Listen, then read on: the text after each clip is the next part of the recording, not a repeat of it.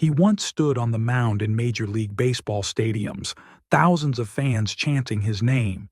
He had the money, the fame, the future every young athlete dreams of. But somewhere along the way, Daniel Serafini lost everything: his career, his fortune, his dignity. And in a desperate attempt to reclaim what he believed he deserved, he would commit an act so cold, so calculated, that it would destroy not one family, but two. This is the story of how a celebrated pitcher became a cold-blooded killer, and how a single piece of surveillance footage would eventually bring him down. But before we get to that chilling video of a hooded figure stalking toward a lakeside mansion, we need to understand the man behind the mask. Because Daniel Serafini wasn't born a monster, he was made into one. And understanding how requires going back to the very beginning, to a time when the future seemed limitless and failure seemed impossible.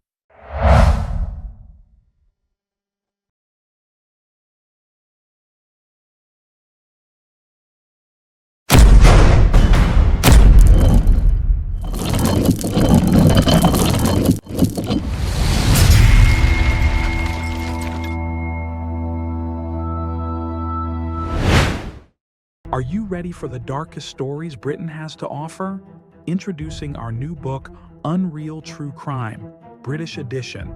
35 shocking true murder cases that will keep you on the edge of your seat. Available now on Amazon in paperback and Kindle, or grab your instant PDF download from our website. Links are in the description below. Don't miss out. Get your copy today. And now, let's continue with today's case.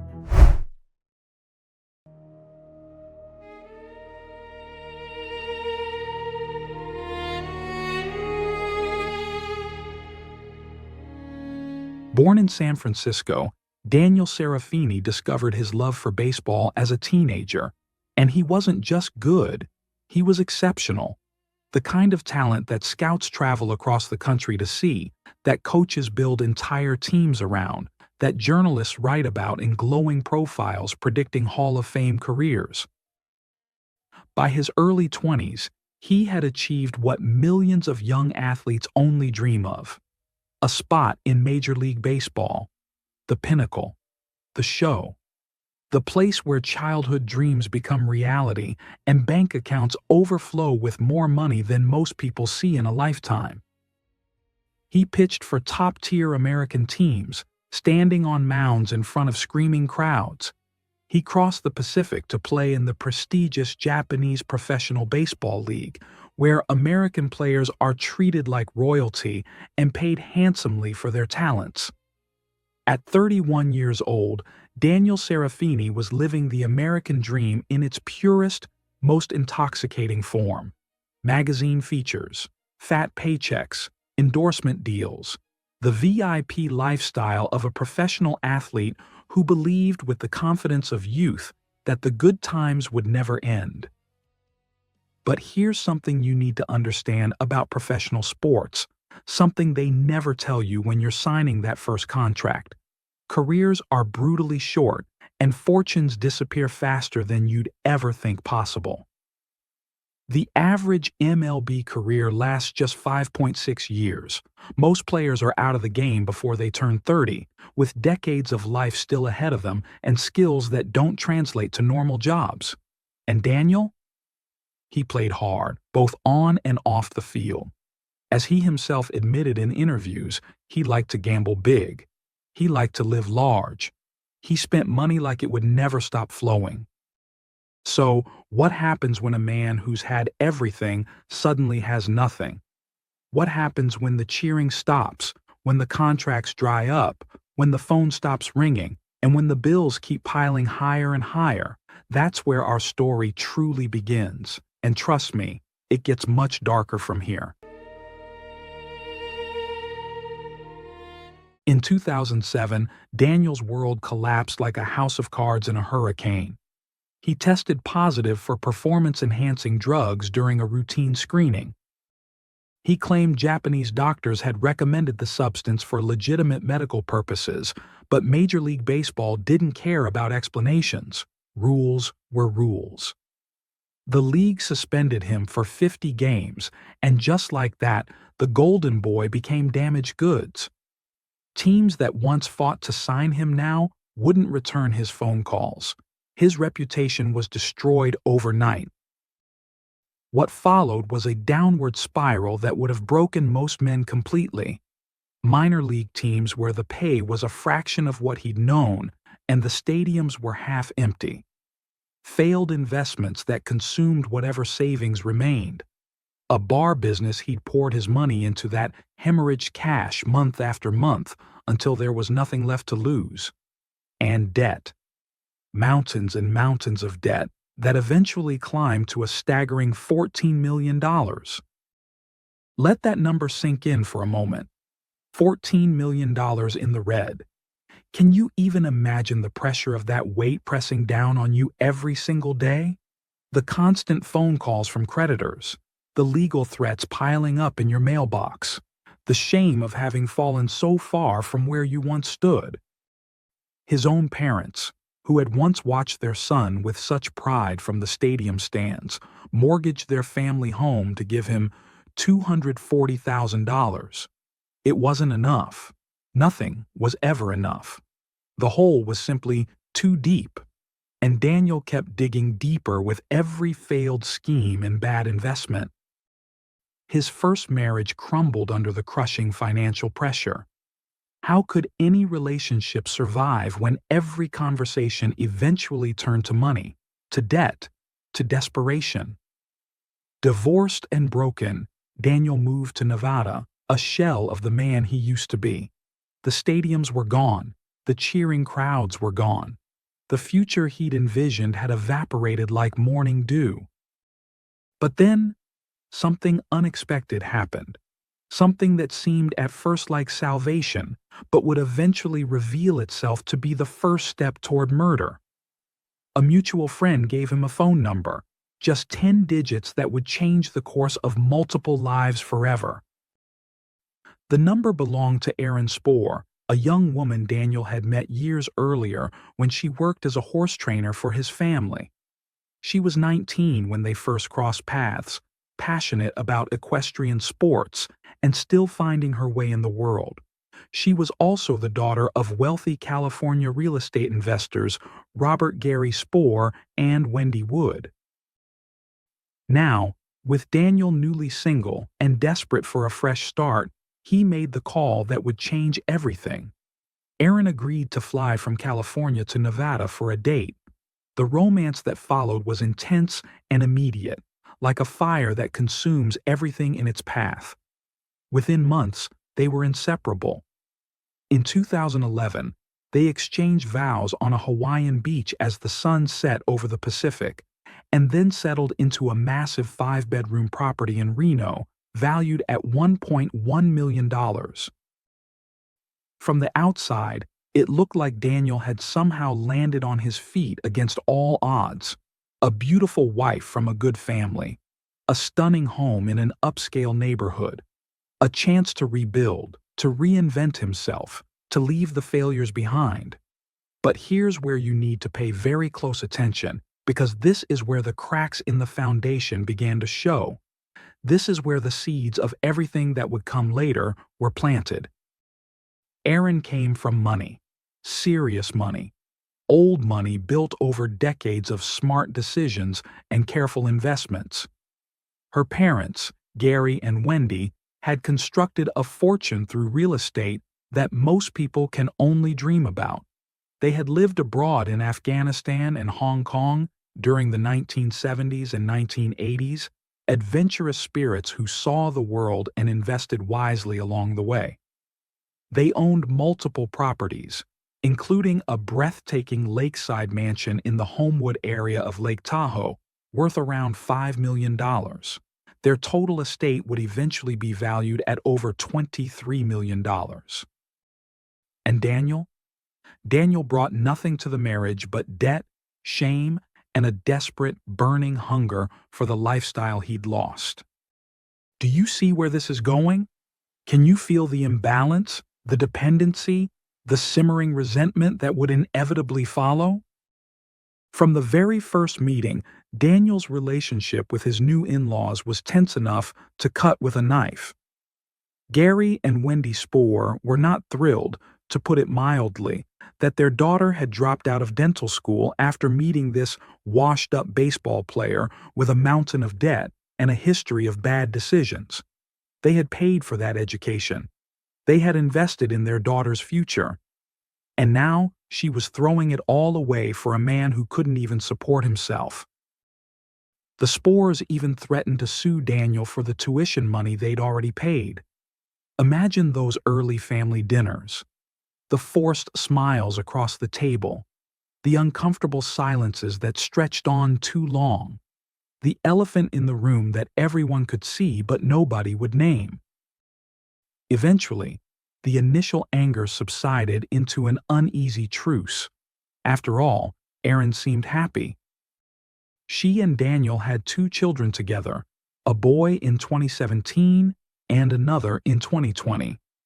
She ran an equestrian center at their Reno property, pursuing her passion for horses. Daniel found work as an equipment operator at a remote Nevada gold mine, a far cry from the bright lights of professional baseball, but at least it was honest work. But beneath the surface of this seemingly normal family life, resentment was building like pressure in a sealed container, ready to explode at any moment.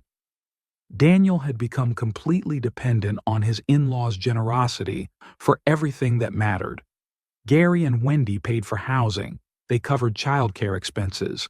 They wrote check after check after check to keep Daniel and Erin's comfortable lifestyle afloat while their own son-in-law failed to provide.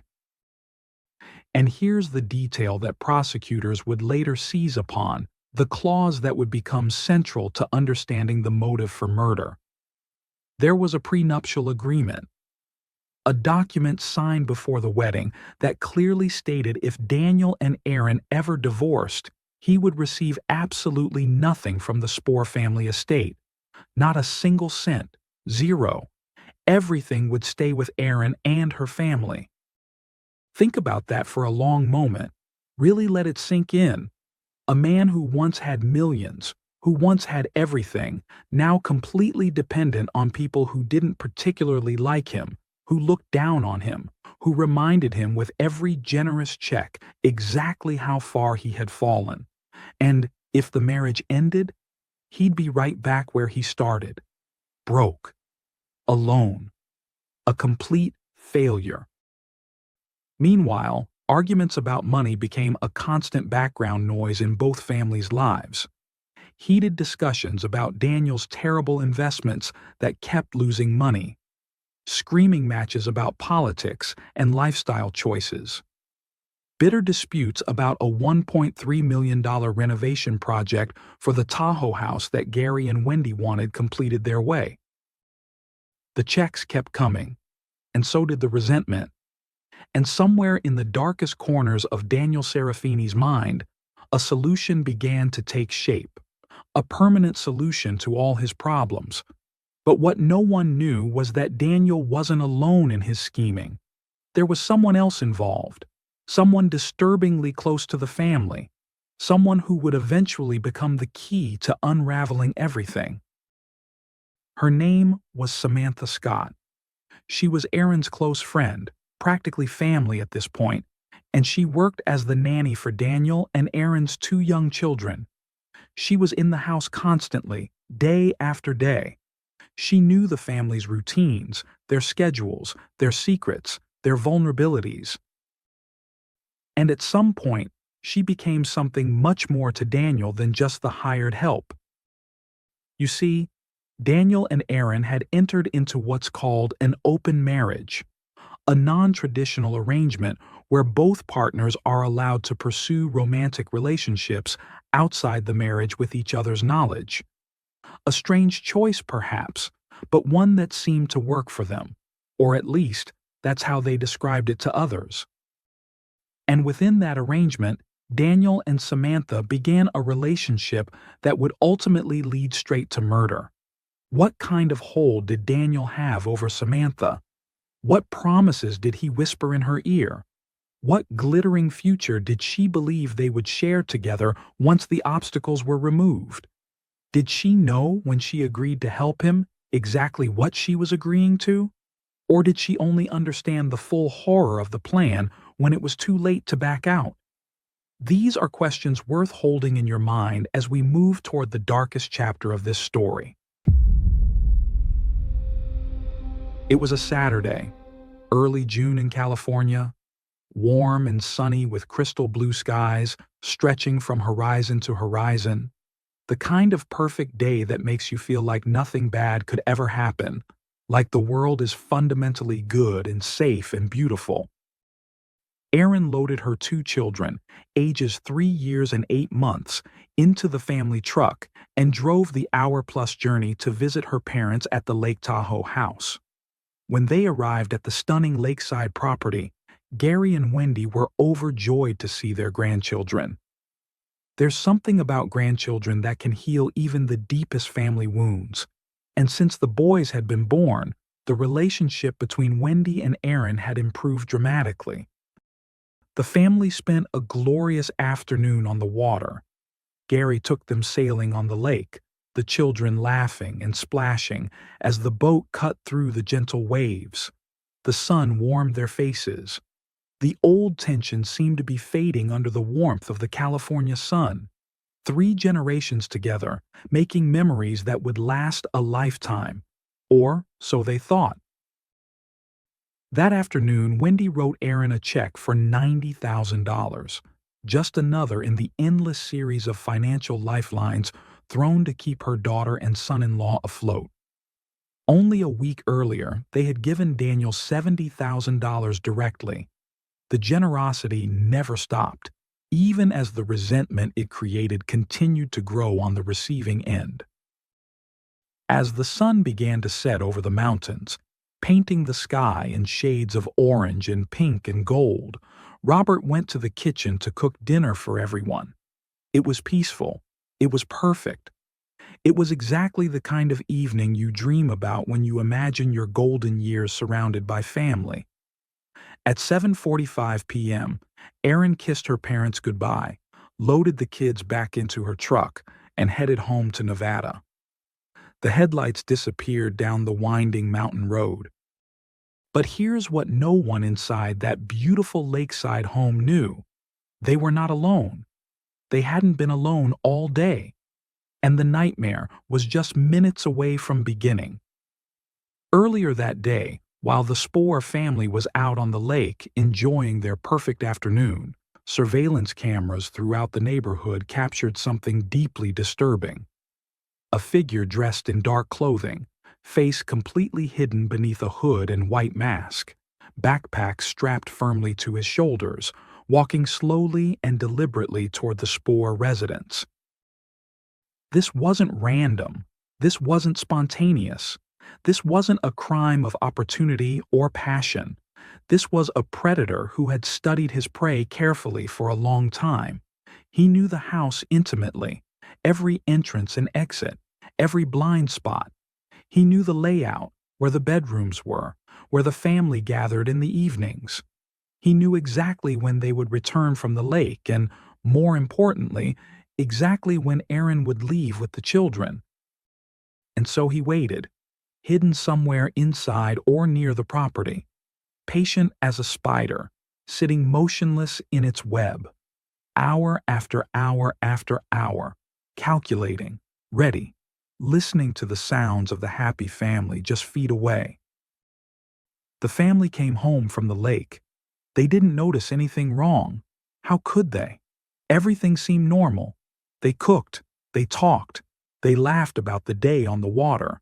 They wrote checks and discussed grandchildren and made plans for the future.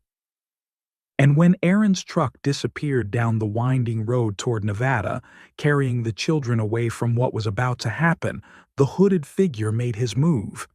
What happened next took less than 2 minutes from start to finish, but those 120 seconds would destroy lives and haunt survivors for years to come. Gary Spoor was 70 years old, a man who had lived a full, adventurous life, a successful businessman who loved the ocean and sailing, who had planned scuba diving trips for his upcoming birthday, who adored his grandchildren and was looking forward to watching them grow up. He never saw his killer coming. The intruder approached from behind, completely silent, and fired. A single shot to the head.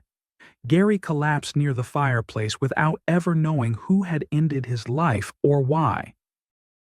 Wendy barely had time to process the horror unfolding in front of her before the attacker turned toward her. She was 68 years old, a vibrant woman who had dedicated herself to helping foreign seasonal workers at local ski resorts find housing, a good person who gave back to her community. She raised her hands instinctively, desperately trying to protect herself from the nightmare that had invaded her home. It wasn't enough. 2 shots struck her head. Another tore through her hand. The weapon was a .22 caliber pistol fitted with a homemade silencer, a plastic tube crudely designed to muffle the sound. It worked well enough. Neighbors heard something strange, a dull thud that didn't quite sound right, but nothing that made them think of gunfire, nothing that made them reach for their phones to call the police. The attacker slipped out as quietly as he had entered, disappearing into the darkness. Gary Spoor, beloved husband, father, and grandfather, was dead. Wendy Wood, survivor of countless adventures across multiple continents, lay bleeding on the bathroom floor, clinging to life by the thinnest of threads.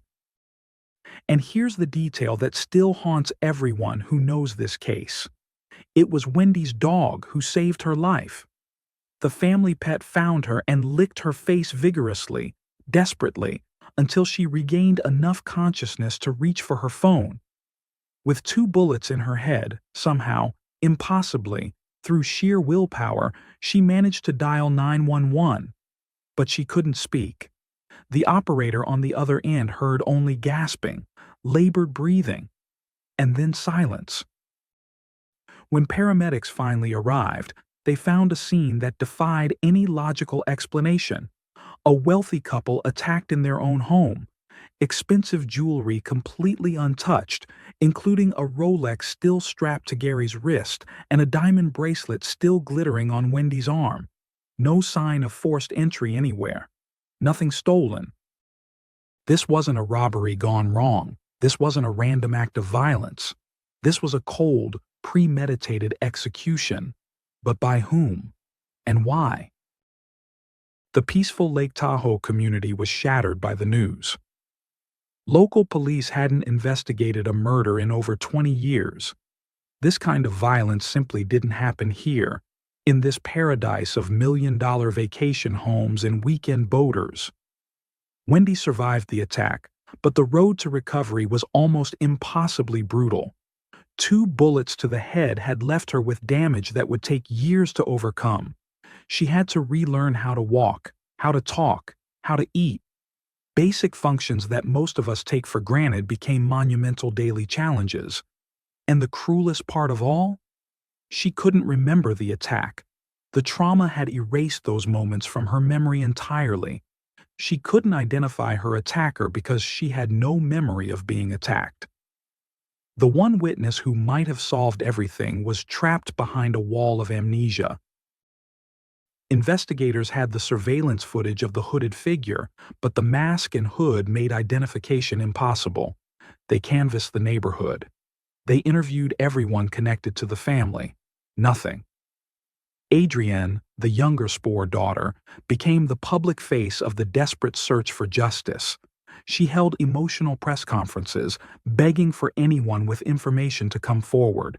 She offered a $150,000 reward. Her sister Erin and brother-in-law Daniel? They were curiously absent from these public appeals. Detectives noticed something else. Daniel's cell phone, which normally generated hundreds of messages daily, had been completely turned off during the exact window of the attack. Coincidence? They didn't think so, but they couldn't prove anything. Yet. In February 2022, the case was provisionally closed, but the story was far from over. In 2023, investigators caught a break that would blow everything open. It came from motel surveillance cameras. Police discovered footage showing Daniel and Samantha checking into a Nevada motel the night before the murder. They were captured together, entering and leaving, a digital record that couldn't be explained away. Daniel's alibi began to crumble. Meanwhile, Wendy was destroyed emotionally. She suspected her own son-in-law. Worse, she harbored the agonizing suspicion that her own daughter might have been involved. The weight became too much. On March 9, 2023, Wendy Wood took her own life. She was 70 years old. But before she died, she disinherited Aaron, leaving her only half of the lake house. Even in death, Wendy was pointing a finger at her own family. On October 20, 2023, Daniel Serafini and Samantha Scott were arrested in Nevada. Daniel, the former MLB star, was found living part-time in a trailer. The fall from grace was complete. Both were charged with Gary's murder and Wendy's attempted murder. Facing life in prison, Samantha's loyalty finally cracked. On February 6, 2025, she pleaded guilty and agreed to testify against Daniel. Her testimony was devastating. She described driving Daniel to Lake Tahoe, watching him test his homemade silencer, dropping him near the house and waiting for hours, picking him up after the attack, helping dispose of evidence during the drive back. They'd even exchanged love letters in prison, where he fantasized about the life they'd build once free. The 6-week trial exposed Daniel completely. Prosecutors presented furious emails to his father-in-law, described by the judge as verbally violent. Testimony that Daniel had offered $20,000 to have Gary and Wendy killed the year he married Aaron, a mine foreman who heard him say he wanted to kill his in-laws. That $70,000 check Wendy gave Daniel weeks before the attack? He used it to buy his dream car. Even Daniel's own brother admitted the hooded figure looked like Daniel. On July 14, 2025, the jury found Daniel Serafini guilty of first-degree murder, attempted murder, and first-degree burglary. Special circumstances of lying in wait and felony murder were found true. Daniel awaits sentencing, postponed to February 20, 2026. Aaron filed for divorce 1 week after the verdict. The two sisters are locked in civil litigation over their parents' estate. Robert Gary Spoor was adventurous, generous, and loved life. Wendy Wood survived the unsurvivable, only to succumb to grief. And Daniel Serafini went from packed stadiums to prison. The surveillance footage of that hooded figure remains one of Lake Tahoe's most chilling images, a reminder that sometimes the greatest danger doesn't come from strangers. Sometimes the monster is already inside your home. What do you think? Did Aaron know? What sentence does Daniel deserve? Let us know in the comments.